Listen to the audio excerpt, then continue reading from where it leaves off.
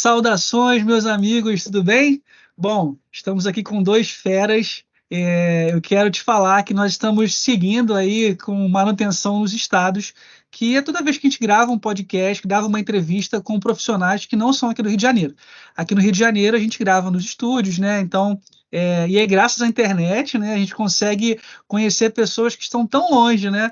E eu tive um prazer, né, de gravar com o Anderson, que é lá de Sergipe.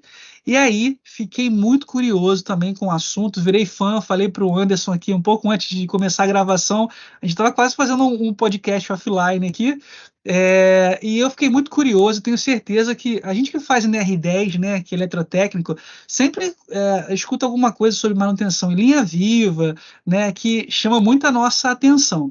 E aí, através do LinkedIn, que é a nossa rede aí que nos ensina muito, eu conheci os guerreiros da transmissão, né? Fiquei muito feliz aí, muito contente com a qualidade dos vídeos, né? E aí resolvi convidar aí o Alexandre para participar, né, do Manutenção nos Estados, que é a série dentro do podcast Manutenção com Propósito. A gente vai pintar esse mapinha aí de vermelho, que é do estado de São Paulo agora. Então, a gente já tem no Manutenção dos Estados, Rio de Janeiro, São Paulo, Sergipe, e eu resolvi convidar o nosso amigo Anderson Leite, que participou do nosso outro vídeo, porque eu acho que ele vai me ajudar muito a fazer perguntas relevantes para o nosso amigo Alexandre Aparecido, que é aí dono do canal Guardiões da Transmissão. Ele tem muitos seguidores, e eu estou muito feliz em ter aí a participação do Alexandre, né, e a ajuda do nosso amigo Anderson Leite aí para a gente poder contribuir com perguntas que façam sentido. A gente vai fazer perguntas de todos os níveis, de profundidade diferentes, de pessoas que olham para uma linha de transmissão, acho incrível, né, o tamanho daquelas torres. Eu tenho várias dúvidas de como é feito o dia a dia da manutenção, o processo de geração, qual é o propósito do trabalho desses caras aí que sobem tão alto para trabalhar, né? Às vezes a gente vê pessoas, às vezes, trabalham no ar-condicionado, igual a gente está aqui agora tranquilo, e quando a gente vê um vídeo daquele, igual o Alexandre posta, a gente fica muito curioso. Então, antes de começar a perguntar sem parar, eu vou pedir primeiro aí ao nosso amigo Alexandre. O Anderson você já conhece aqui do canal. Eu vou pedir para você, Alexandre, se apresentar, falar um pouco do seu trabalho, o que você faz, do seu canal aí, dos Guardiões da Transmissão, tá bom? Fica à vontade aí, obrigado mais uma vez. Opa, um prazer aí estar com você, Silvio, com o Anderson, dois grandes aí profissionais da manutenção. Meu nome é Alexandro, né? Eu trabalho em Furnas na manutenção de transmissão. Hoje eu estou na supervisão de manutenção aqui da subestação de 765 kV, né, em Itaberá, São Paulo. E eu estou há 23 anos na empresa, sempre trabalhando na área de manutenção de linha de transmissão. E aqui a gente dá manutenção em 6 linhas de 750 kV, 2 linhas de 2 bipolo, né? Na realidade 600 kV de corrente contínua, que faz parte do sistema Itaipu também, e uma linha de 500 kV circuito duplo, que é a Ibiúna Bateias, que faz a interligação aí, uma das interligações, né, de São Paulo, Paraná. Então a gente tem aqui hoje, na nossa área aqui, a gente tem 1.200 quilômetros de linha de transmissão, com um menor nível de tensão de 500 kV, e 2.800 queridinhas torres aí para a gente cuidar delas aí, da manutenção, e fazer inspeção e tudo mais, para manter, né, elas aí em plena vapor aí, para mandar a energia do sistema Itaipu, principalmente, para o Brasil afora aí. Então a gente está aqui, né, nessa luta aí há 23 anos, graças a Deus. E é um prazer estar aqui com vocês, passar um pouco da nossa experiência aí, do nosso dia a dia, né, levar para o conhecimento aí da população, o que é o nosso dia a dia para manter o Brasil nos trilhos aí, né? A energia hoje é fundamental, né? Principalmente na época que a gente está, né, tudo é tecnológico, tudo necessita de energia, né? Então a gente tem que manter as linhas super confiáveis, né? O sistema interligado nacional com uma alta confiabilidade aí. Show de bola, Alexandre. Anderson, quer dar um salve aí para a gente começar? Muito bom. Fala, grande Silvio. Obrigadão mais uma vez aí pelo convite aí. Como sempre, uma honra estar por aqui. Enfim, que puder contribuir com isso. Na verdade, nos conhecemos aí através do LinkedIn, é bacana, né? Eu sempre costumo dizer que o setor elétrico, ao mesmo tempo, é tão grande e tão pequeno, né? Você vê aqui rapidinho 3 estados aí reunidos, é muito Vo- bom, né? Vocês se conheceram aí pelo LinkedIn, internet, ou em relação ao trabalho mesmo, pessoal? A gente se conhece pelo LinkedIn mesmo, né? Eu LinkedIn, isso aí. acompanho o Wanderson lá, ele me acompanha lá também, né? Então a gente depois começou a trocar ideia também aí pelo WhatsApp, né? Então vai formando amigos aí online, né? Mas eu tenho bastante, a gente tem um grupo do pessoal que é da manutenção de linha de transmissão, né? E lá, de vez em quando, a gente consegue encontrar com um outro aí no trecho, né? Nas manutenções, gente, porra, eu tô em tal lugar, o cara, não, porra, eu também tô perto, então, porra, vamos nos encontrar, conhecer pessoalmente aí, trocar uma ideia. Então, as oportunidades vai aparecendo. Importante a gente se conhecer online, a oportunidade de conhecer aí pessoalmente vai aparecer ainda. Legal, cara, legal. E assim, dúvidas, né? Assim, eu sempre falo que eu aprendo muito perguntando. Então, eu ligo para as pessoas, né, sem pudor, olha, cara, me ajuda aí. E o que é muito fácil para vocês, para mim, pode ser uma coisa difícil, e um outro ramo pode ser o vice-versa disso aí, né? Mas vamos lá, gente. Já que eu estou falando com dois especialistas da área, quando entra em casa, vamos supor, um inadvertido, né? Alguém que não trabalha com elétrica, ele dá valor lá à energia, né? Ele fica muito. Hoje em dia ninguém fica sem internet, desligou lá a luzinha do Wi-Fi. Existem outras atividades como hospitais que precisam de energia, guardar alimentos, né? Ou seja, é inevitável, todo mundo sabe a importância que a energia tem. E como funciona? Se vocês pudessem, principalmente o Alexandre, falar um pouco do processo de geração e transmissão. É, qual é o motivo de a transmissão ser nesse nível? O que define o nível da rede?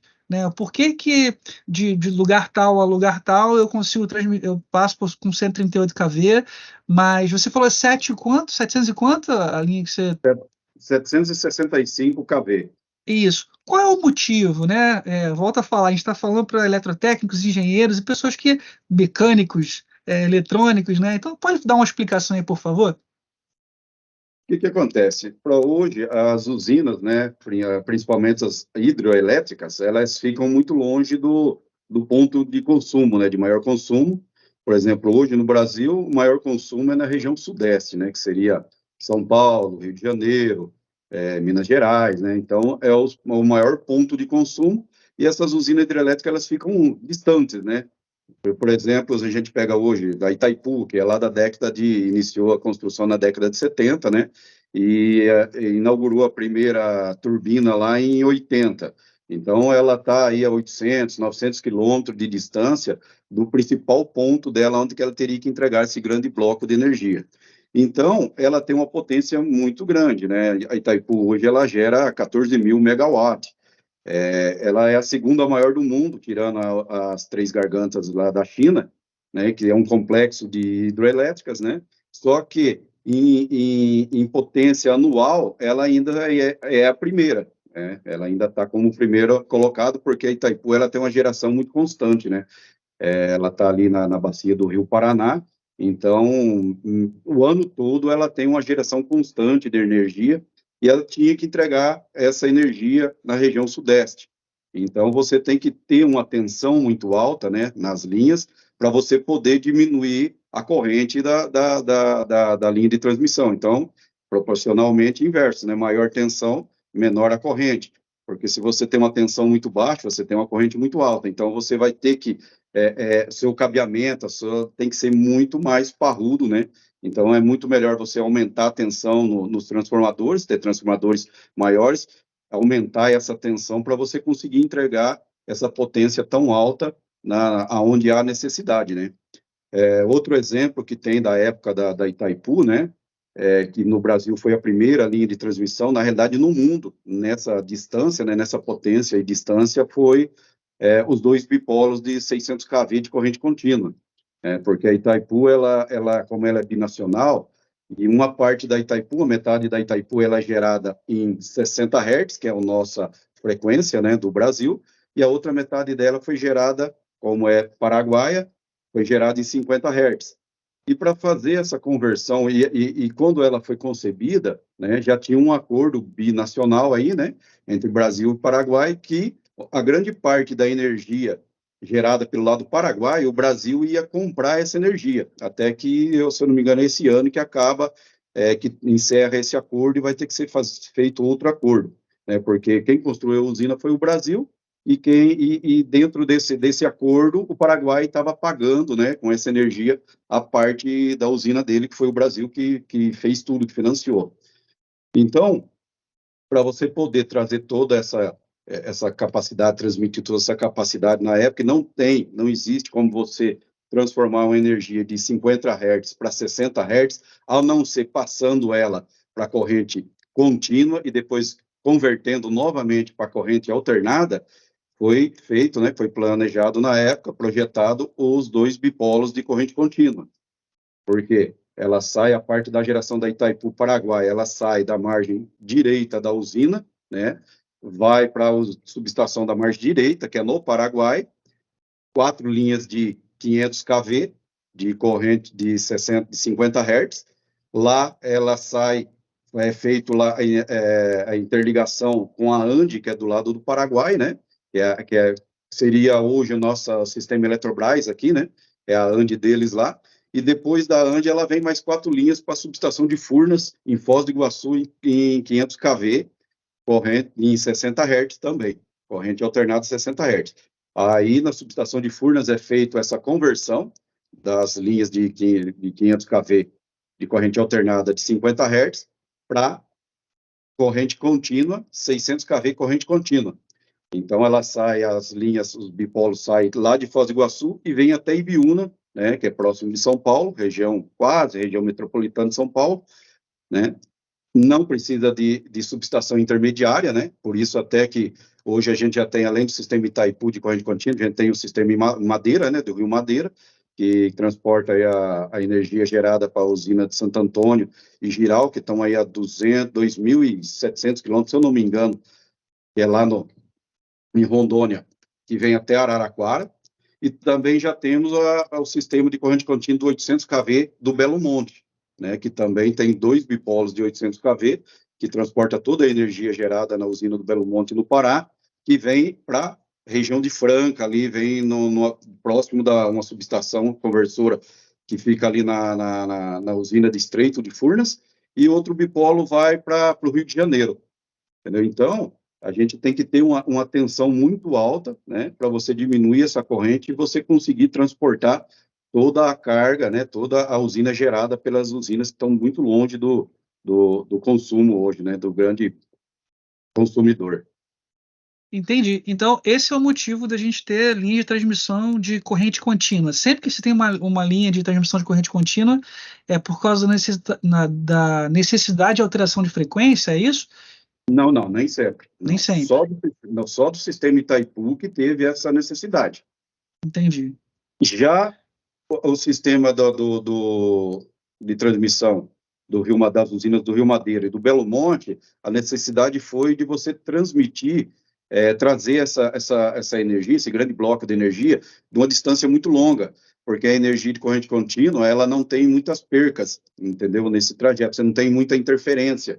Então, você consegue sair lá, que nem essas linhas aí, ela tem mais de 2.000 quilômetros, todas elas, 4 linhas, entendeu? Então, você não precisa ter subestações intermediárias, entendeu? Por causa dos efeitos de capacitância, né, de efeito ferrante, todas essas questões, você não tem nessa linha de 600 kV, então ela transmite em 2.000, 3.000 quilômetros tranquilamente, sem você precisar ter uma subestação de controle, né, nesse meio termo aí, entendeu?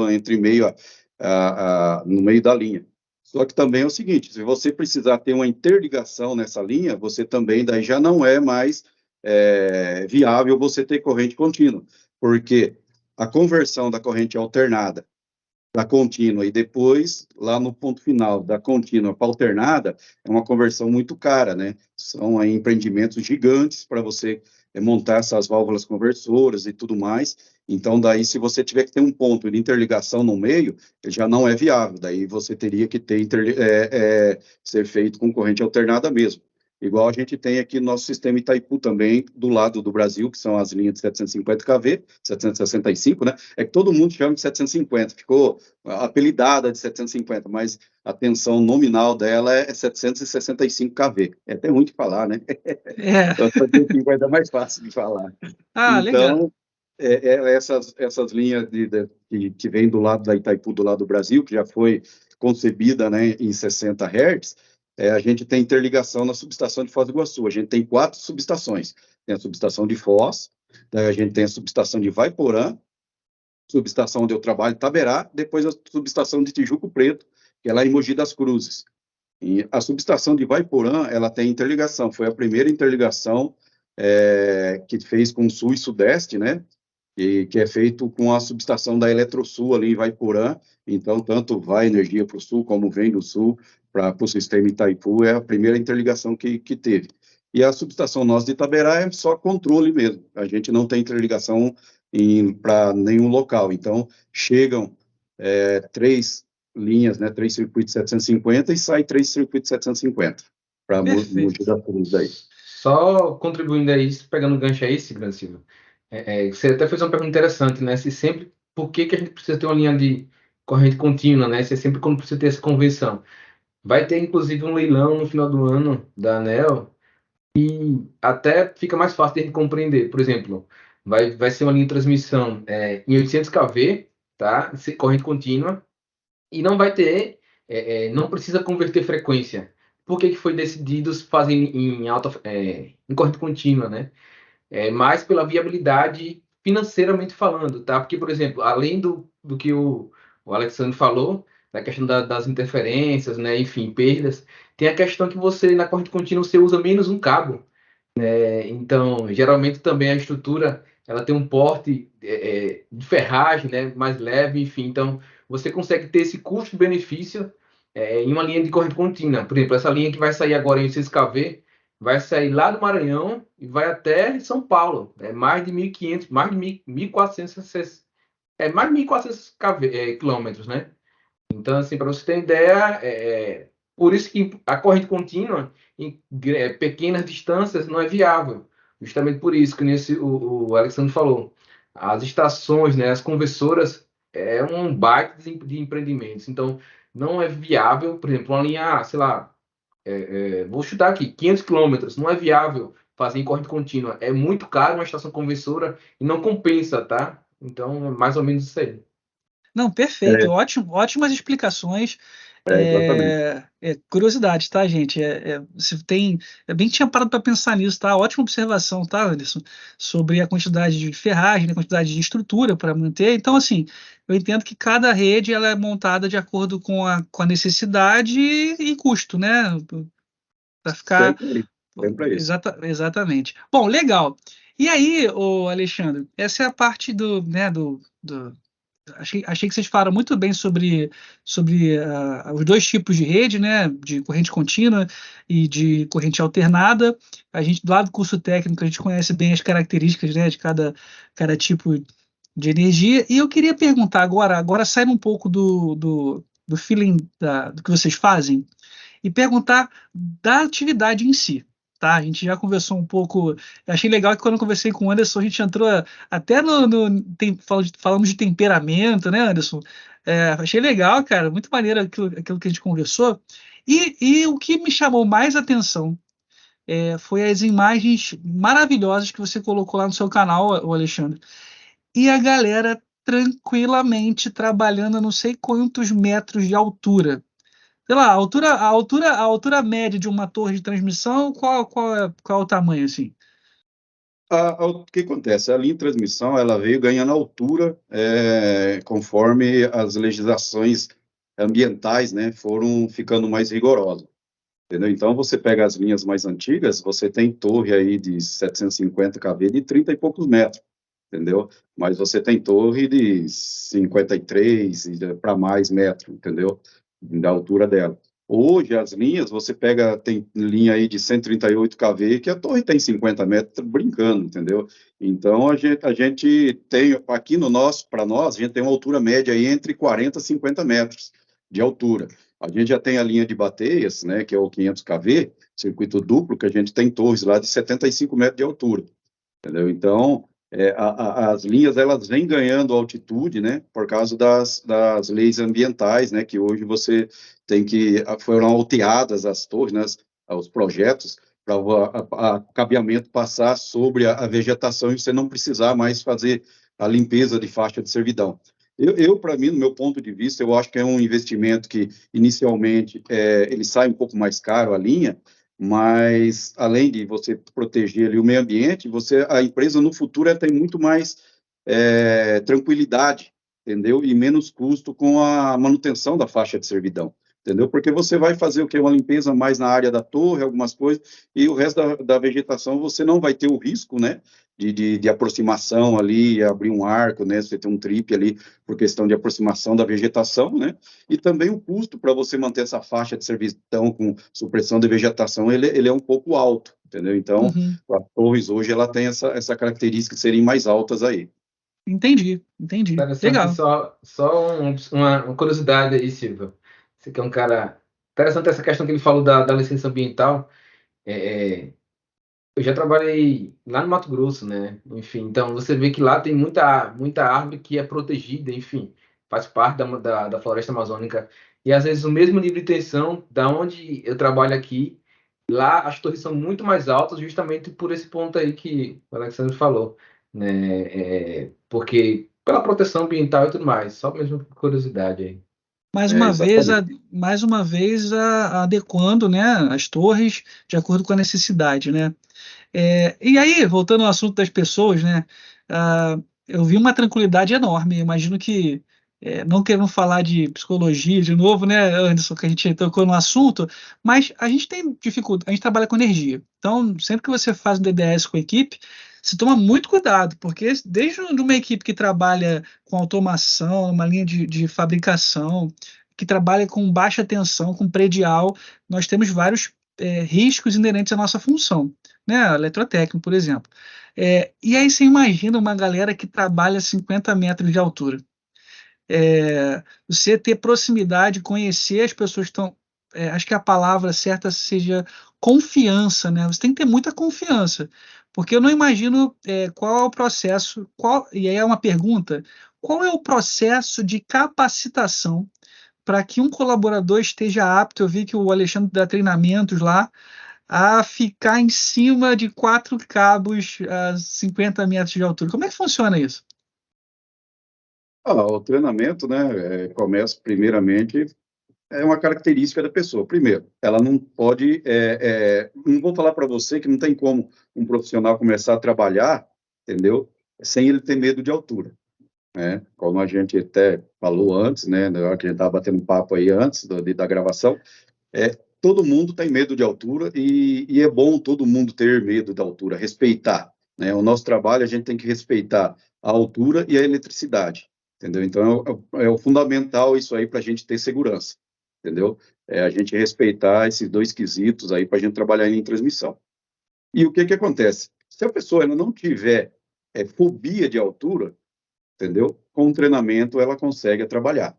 Logicamente, tem umas pessoas que elas se saem um pouco melhor, ou se acostuma, né, começa a perder o receio da altura mais rápido do que a outra, né, mas todo mundo é capaz de fazer esse trabalho. Para quem vê de fora, né, fala, nossa, os caras estão lá, eu não faço isso nem por a galera sempre fala, não faço, porra, nem para ganhar 1 milhão por mês. Faz, cara, faz, porque é um processo gradativo, que você vai treinando as pessoas, né, você vai subindo, tem uma certa altura, primeiro, lógico, tem toda a questão dos exames, né, de saúde que vai fazer na pessoa primeiramente, lógico que você tem que ter uma saúde que esteja em dia ali para você conseguir fazer esse trabalho também, porque você tem a parte da exaustão física, você tem que estar com o físico ali em dia para você poder escalar uma torre. São equipamentos pesados, principalmente na nossa classe de tensão, nas linhas que a gente dá manutenção, todo equipamento é grande e todo equipamento é pesado. Entendeu? Então, a pessoa ela tem que ter essa capacidade física já começa por aí a parte de saúde. Até que a gente faz aí, eu acho que muitas outras empresas também fazem, né? Mas a gente tem os exames são rigorosos, né? O nosso exame periódico é bem rigoroso nessa questão, né, de saúde, para você estar capacitado, primeiramente, fisicamente, psicologicamente, né? E saúde, da parte de saúde da pessoa. Depois é gradativo, você vai treinando a pessoa, né? Conhecer primeiramente todos o EPI, o cinto, né? A pessoa vai subindo gradativo na torre, sobe um pouco, depois sobe mais, assim vai, né? Só que uma coisa que eu sempre falo pro pessoal, né? A gente não pode ficar só no nosso limite, principalmente quem está conhecendo. Ah, pô, eu subi 5 metros na torre. Beleza, no outro dia, não, uns 5 metros. Outro dia, pô, o meu limite é os 5 metros. Pô, então você não vai chegar na torre lá em cima nunca, né? Então você sempre tem que estar ali pegando confiança, né, no que você está fazendo, principalmente confiar no seu EPI, entendeu? Usar corretamente os EPIs e você confiar nele e você sempre está indo cada vez mais. Depois você vai se ambientalizando, né, com a altura, você conhecer a parte da questão elétrica, né, da linha que você está trabalhando, né, por exemplo, você está fazendo um trabalho de linha viva, as distâncias de segurança, os equipamentos, tudo certinho, então isso aí qualquer um faz, a questão é você ter vontade, né, de aprender, estudar e também você sempre está querendo evoluir na profissão. Perfeito. Eu acho que o trabalho que vocês fazem, né, o Alexandre e o Anderson, acaba trazendo uma luz para a valorização desses profissionais. Eu acho que quando a gente vê um vídeo daquele, a gente começa a pensar assim, rapaz, é um cara que faz um serviço essencial para que Sim. milhões de pessoas consigam ter confortos e necessidades atendidas através da energia que chega lá, né? E assim, então de parabéns, tá, gente? Mais uma vez, é muito bonito de ver esse trabalho e gente que trabalha com propósito, né? Que sabe o porquê que está fazendo e a relevância daquele trabalho ali, né? E você pegando um gancho no que você diz, um trabalho essencial, né? E isso aí prova que na pandemia não faltou energia em local nenhum, né? Todos os eletricitários aí do Brasil continuou trabalhando, porque tem a necessidade, principalmente naquela época, né? Dos hospitais aí estarem, você tem confiabilidade na energia que estava chegando, né, nos hospitais, porque dentro da pandemia, a gente teve aí lotação máxima e faltava leito, né? Então, o consumo dentro da rede de saúde também aumentou muito, né, de consumo de energia, e a gente estava aí de prontidão a todo momento, nada parou. Tivemos emergência aqui em Furnas, em transmissão dentro da pandemia, teve um acompanhamento muito rigoroso da nossa parte de saúde da empresa, um planejamento muito rigoroso, com testes, com ambulância nos locais, entendeu? Então, a gente não deixou a peteca cair, como se dizem, né? E o sistema, nossos eletricitários, essencial para esse momento aí, e fizeram o que tinha que fazer, manter a energia de todo mundo, a energia dos hospitais aí com confiabilidade. Poxa, legal. Assim, legal conhecer um pouco mais, né, dos colaboradores, né, de quem trabalha.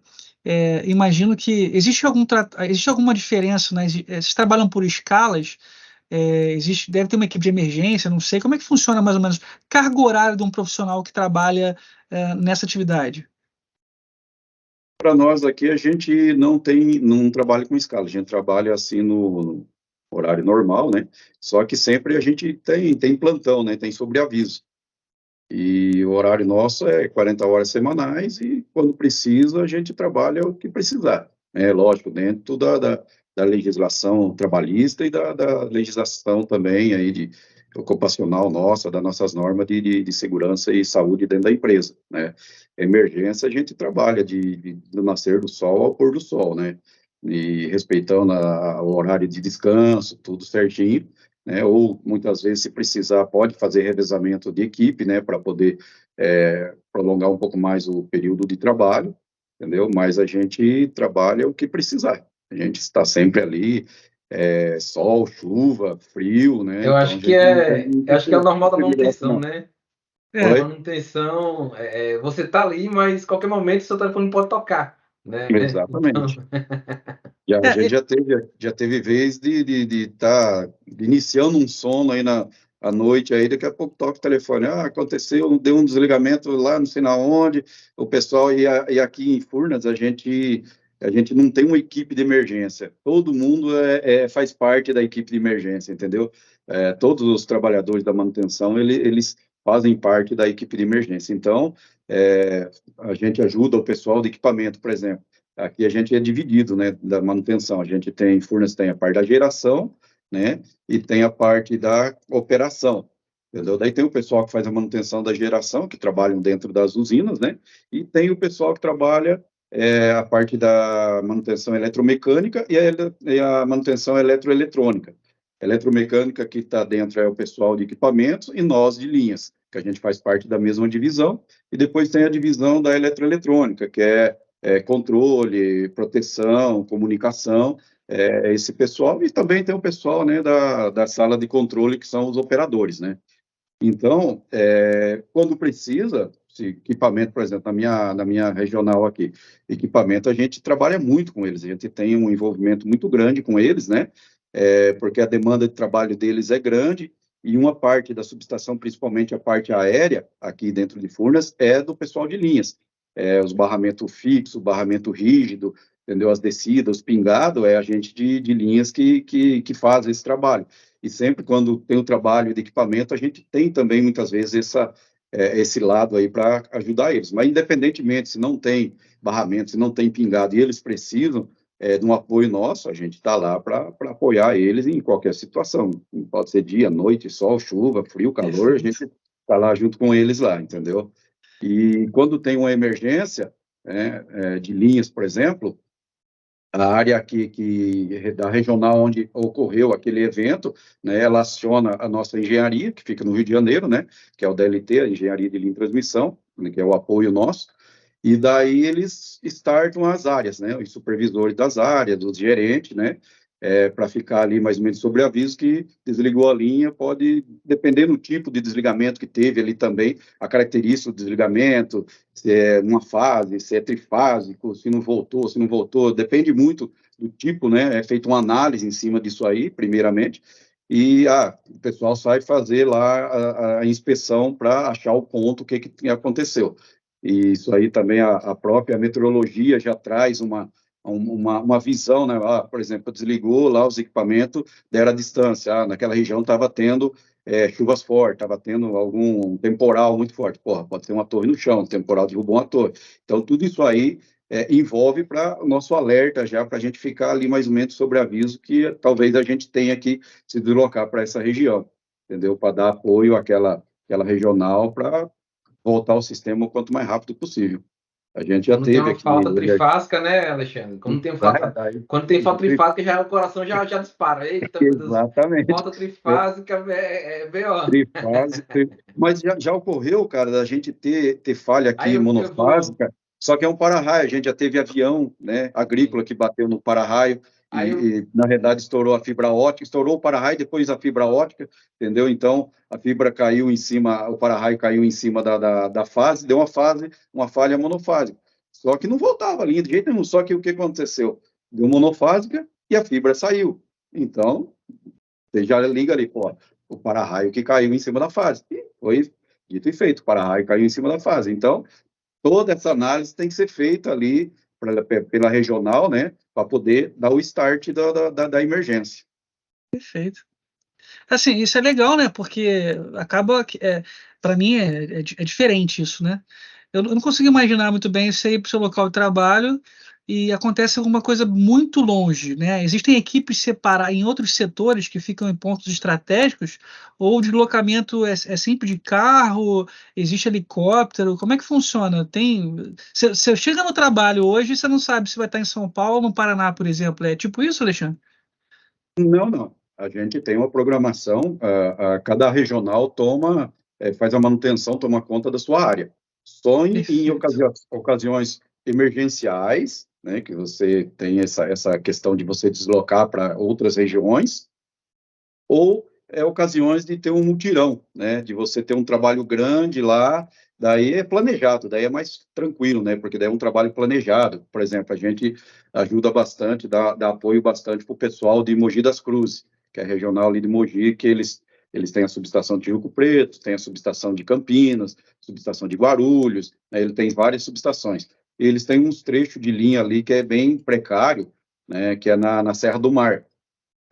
Pega ali na Serra do Mar, na região de São Bernardo do Campo. Então, muitas vezes eles têm trabalhos grandiosos lá, de um volume muito grande de trabalho, daí é um trabalho programado e a gente vai lá ajudar eles. Não só a gente aqui de Itaberá, mas pessoal do Paraná, vem pessoal do Rio de Janeiro, vem pessoal de Minas, vem pessoal de Goiás, pessoas de onde precisar, vem ali. E a gente sempre faz deslocamento de carro, né? Sempre de caminhonete, as mesmas caminhonetes que a gente usa na manutenção na nossa área, os veículos que a gente usa para fazer esses deslocamentos, caminhonete 4x4. Por quê? Porque lá a gente precisa desses veículos, a gente tem que levar o equipamento, a gente tem que levar material, são regiões muitas vezes de difícil acesso, então a gente precisa de carros confiáveis, né, que a gente já conheça e que tenha essa capacidade de se locomover nessas regiões aí de difícil acesso. Em 2019, a gente teve uma emergência no Tocantins, daqui da minha regional lá, deu 2.200 quilômetros. A gente fez esses 2.200 quilômetros para ir em 2 dias, bem puxado. Mas a gente precisava estar lá com as caminhonetes, né? Por quê? Porque a gente precisava fazer a nossa locomoção. A gente não sabe se a gente chega lá, as torres lá eram numa região boa, região plana. Mas muitas vezes a gente chega lá, está chovendo, é muito barro, muita lama. Não tem como você locar um carro básico, lá um carro pequeno, lá na região, você ir de avião. Primeiro, você vai de avião, vai ter que ter condição para pegar você numa cidade que nem lá seria Palmas. E vai ter que deslocar mais, sei lá, 100 e poucos quilômetros, 200 quilômetros para chegar na região onde está. Tem que locar um carro. O carro não chega na região onde está a torre. Então, a gente tem que fazer esse esforço aí com as caminhonetes nossas mesmo, né? E quando é emergência, assim, a gente tem um kit de emergência. A gente tem já o PAI, né, que é o Plano de Atendimento à Emergência, né? Então, a gente já tem uma estrutura também formada nessa questão de ferramental, de equipamento, de caminhões MUN, de guindalto, né, de caminhões baú que levam equipamento, de ferramental, de oficina, se precisar fazer peças e tudo mais. Então, a gente já tem esse kit que fica na usina de Furnas, que é a usina mãe, que é ali em Minas Gerais, né? Então, esse kit também participa de todos esses trabalhos grandes, né, grandiosos aí, e também esses trabalhos programados de grande vulto, eles nos dão apoio também com esse kit. Poxa, legal. Os desafios são enormes, né? Mas nada Então, que pessoas com muita boa vontade, que falam do trabalho com alegria. é, eu falei para uma que estava virando fã dessa atividade, acho que linguagem de manutenção. É apaixonante falar com pessoas, né? Eu acho que a gente é influenciado. E quando a gente consegue ter contato com pessoas que gostam do que faz, a gente é influenciado e é muito legal falar com pessoas que trabalham com manutenção e que trabalham com energia, trabalham com linha de transmissão. Acho que hoje foi bem legal falar. Tem várias coisas que eu vou pesquisar depois da nossa conversa, que eu fiquei muito interessado, né, sobre a corrente, a conversão, né, os motivos, né, de ter, igual o Anderson falou, a explicação aí do custo de uma rede de corrente contínua. Então, tem vários assuntos técnicos que a gente tem curiosidade, eu vou pesquisar. Uma das coisas que eu queria pontuar, que eu vi nos seus vídeos, Alexandre, é que muitos vídeos são feitos com drones, né? sim. Então, é uma tecnologia que ela é nova, né?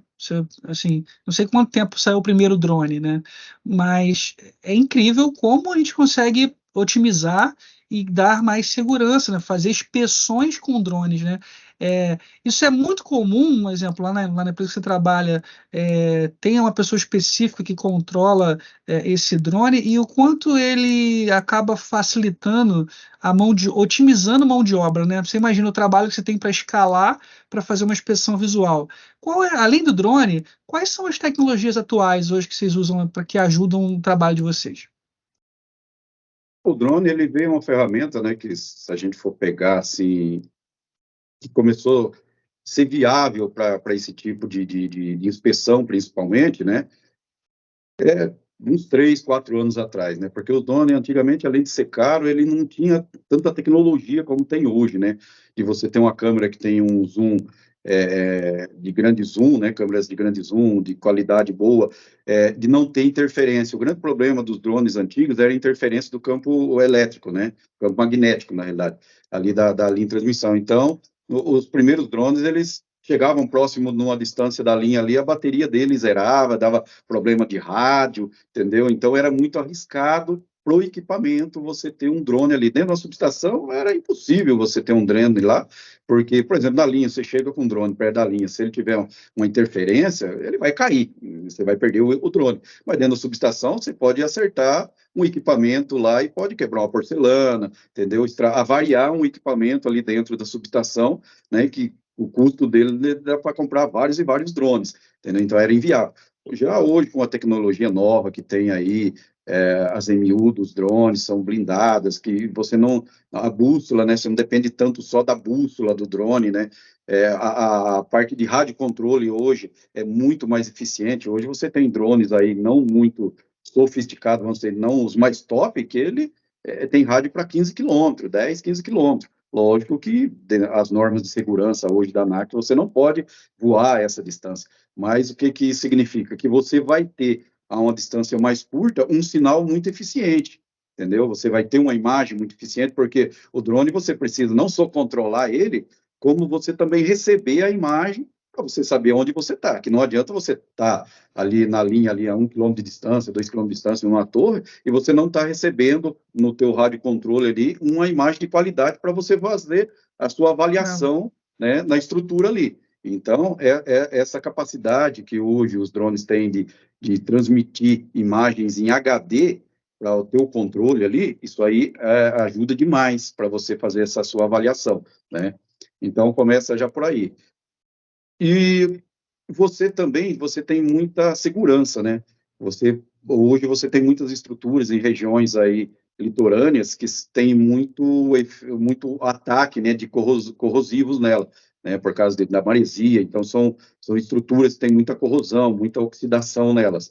Então, muitas vezes, hoje com o drone, você não precisa ficar escalando muitas dessas estruturas, né, e você pode fazer uma análise aí de cadeia de isoladores, dos acessórios de cadeia de isoladores, de para-raio, da própria estrutura, entendeu? No vão, espaçadores, né? Com esses drones. Aqui em Furnas, além dos drones, a gente usa o helicóptero para inspeção, né? A gente também usa essa tecnologia, é uma tecnologia que hoje eu acho que no mercado hoje quem está usando ainda, eu acho que é nós e a CEMIG, parece que ela tem também, que a nossa inspeção aérea é toda filmada hoje. A gente tem uma câmera de alto zoom, um gimbal, né? Então, toda a inspeção nossa também ela é filmada. A inspeção aérea, né?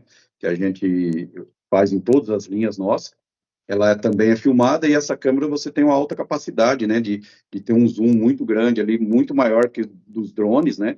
Que você consegue pegar as ocorrências em certos pontos ali na estrutura ali, com assim, mesma coisa que você estivesse ali olhando cara a cara com ela, entendeu? Pô, maneiro. Só que, logicamente, é uma tecnologia que ainda ela depende do feeling do inspetor, né? Porque quando você está passando com um helicóptero ali, na média de 55, 60 km por hora, né? Você não, a câmera em si, ela não consegue ainda, mas futuramente, com certeza, vai ter com a inteligência artificial, já tem aí projetos para isso, né? Que a própria filmagem, depois a inteligência artificial, ela vai verificar aquela filmagem, vai buscar os pontos, né, as ocorrências que vai ter na linha. Drone também já está bastante avançado, essa tecnologia de você fazer inspeção e a própria inteligência artificial detectar as ocorrências, né? Lógico, é um processo gradativo, nisso aí não é da noite para o dia que se faz, né? Porque a inteligência artificial também você tem que alimentar ela, né? Então você tem que alimentar de muita informação ali para ela poder distinguir uma peça ruim, numa peça boa, de uma peça que está começando a ocorrência, de uma peça que é boa, né? Então, são tecnologias que estão vindo, e a gente usa também binóculos, né? Que o drone pode tomar o espaço, igual tomou o espaço da câmera fotográfica, né? Que antes a gente usava as câmeras também de fotográfica aí com grande potência de zoom, né? E hoje o drone tomou o lugar dela, né? Porque a câmera você só via de baixo ou você tinha que subir na estrutura para você tirar Uhum. umas fotos dependendo da posição que você precisava dessa fotografia, né? Então o drone já tomou o espaço dela. E a gente usa os binóculos, a gente tem uns binóculos aí também da Canon, né? Não falando marca, mas é o que a gente usa, né? Que tem também muito bom com estabilizador, são eletrônicos, uns binóculos que nos dá, assim, principalmente nos espaçadores, né? Porque também tem muita característica de uma linha para outra.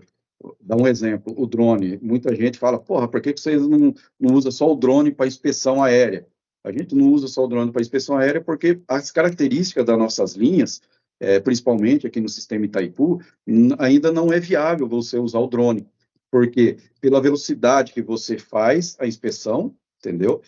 Só exemplificando, aqui, a gente tem na minha área 1.200 quilômetros de linhas, 2.800 torres.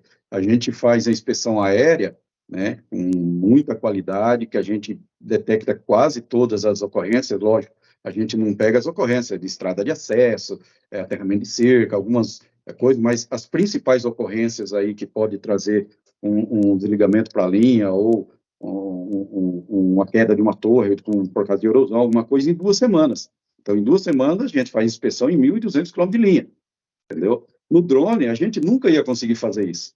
Então, o principal da inspeção aérea nossa é a velocidade que me entrega, entendeu? Essa visão geral da nossa linha, entendeu? Perfeito. Como eu participo também da inspeção, então, em 2 semanas eu consigo ter uma visão geral, uma panorâmica ali da nossa linha, como que ela está, e os principais pontos de ataque.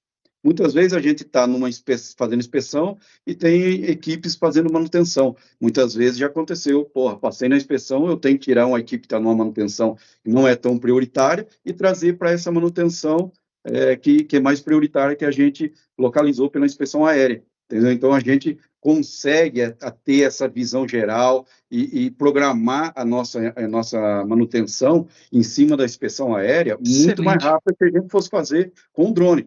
O drone, pô, você vai meses para fazer isso aí. E se eu falar para você que o drone muitas vezes não é tão mais rápido do que a inspeção terrestre. Outra questão que eu vou exemplificar para você, por causa das características das linhas. Por isso que cada linha tem o seu planejamento de manutenção e inspeção.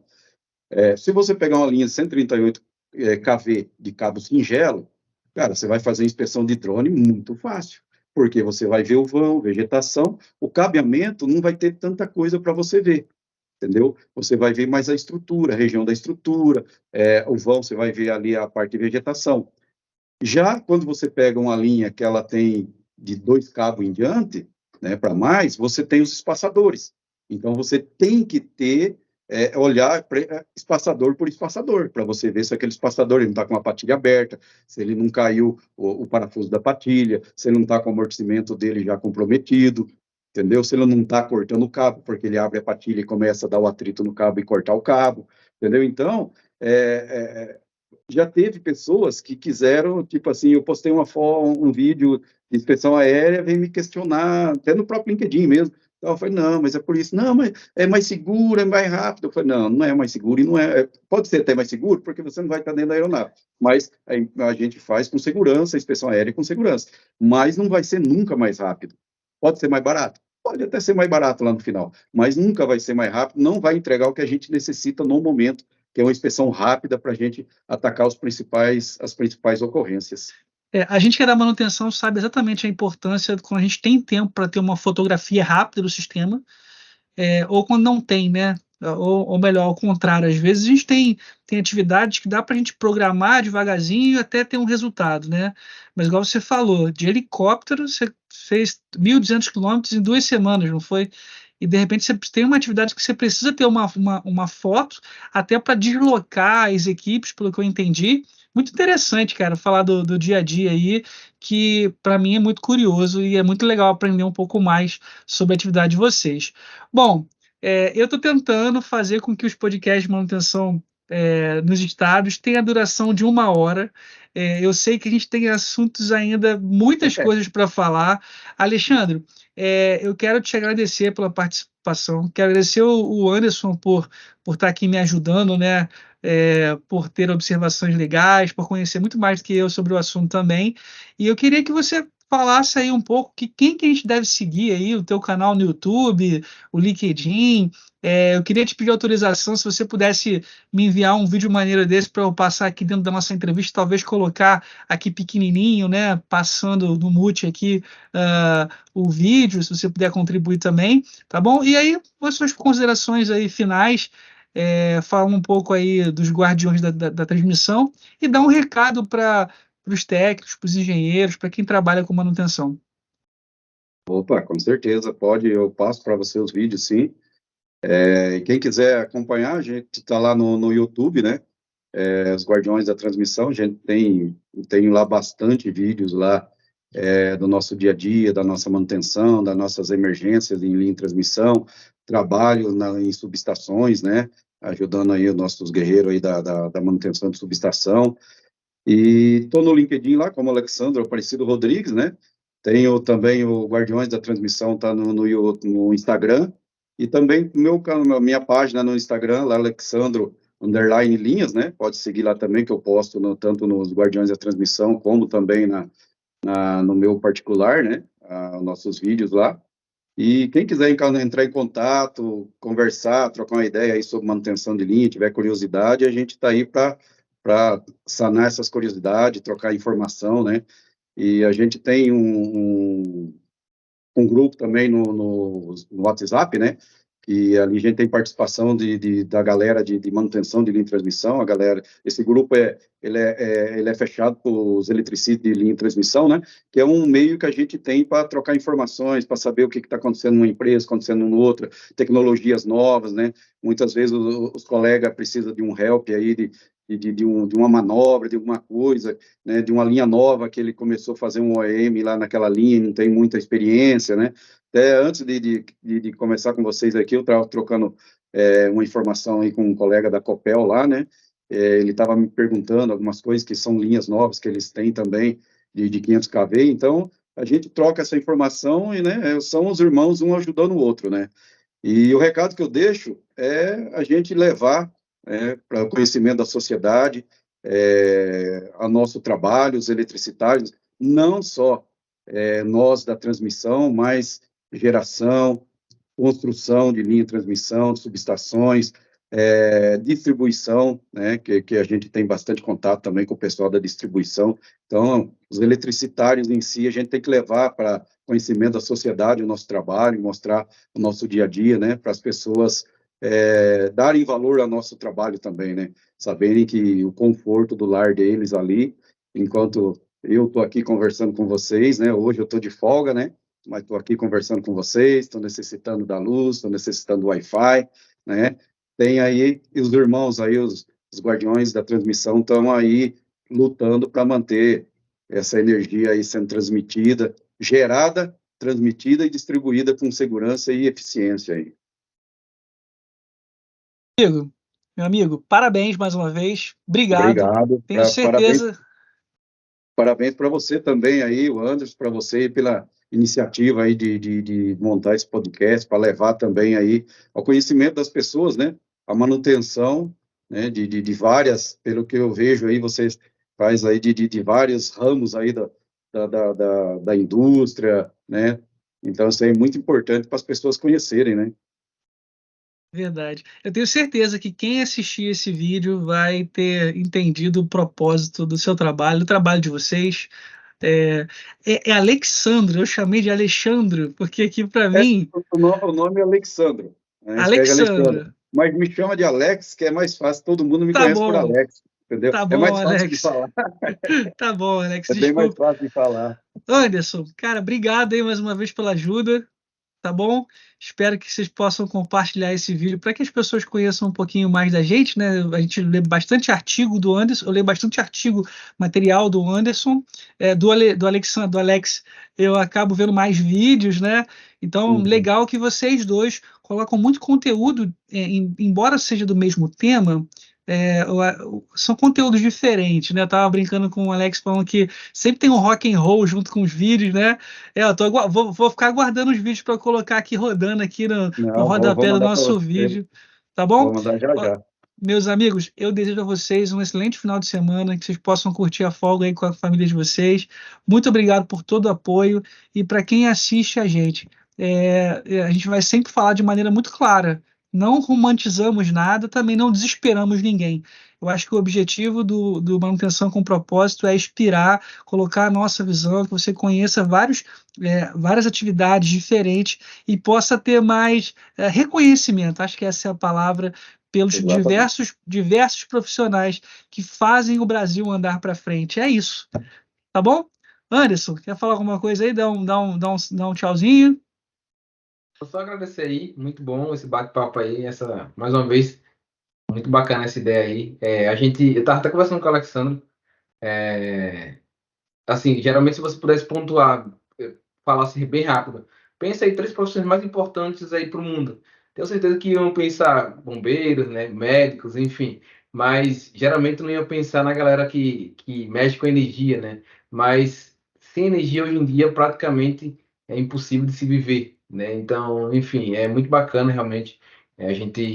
Eu sinto muito orgulho, sabe, Silvio, de estar nesse setor, ter essa profissão, né? Eu sinto muito orgulho que possamos, todos nós que fazemos parte, seja da elétrica, da mecânica, da manutenção em si, que possamos todos nós ter esse orgulho, né?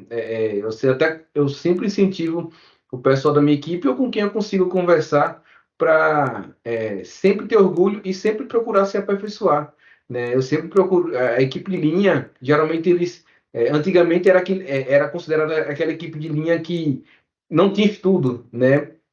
Hoje em dia não, com as tecnologias aí, enfim, é importante você ser um cara técnico também. Então, enfim, é só incentivar o pessoal a estudar e é show de bola. Muito obrigado aí pela participação. Precisando, chama as ordens. Show de bola. Vamos seguir inspirando pessoas. E muito obrigado. Parabéns aos dois mais uma vez. Um abraço, Alex. Um abraço, Anderson. Até a próxima, gente. Valeu, Abraço a valeu. todos aí. Fiquem com Deus aí. Valeu, Tá até a bom. próxima. Valeu.